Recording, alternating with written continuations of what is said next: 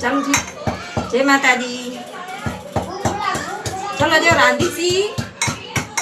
બહુ મોડું થઈ ગયું સાહેબ. છોલેનું શાક છે, રોટલી છે, પૂરી છે. તો ચોલે બાકી નાય ખાય.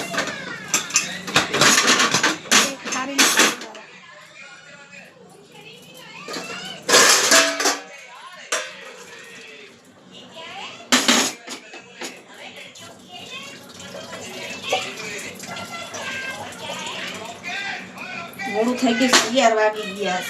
કેટલા ભાઈ ઘડિયાળ થઈ ગઈ છે? કેટલા વાગ્યા છે ખબર પડી? 11 વાગ્યા છે ને તો થઈ ગઈ છે. ચોલે બનાવી છે. હાલો બધા ખાવા ચોલે.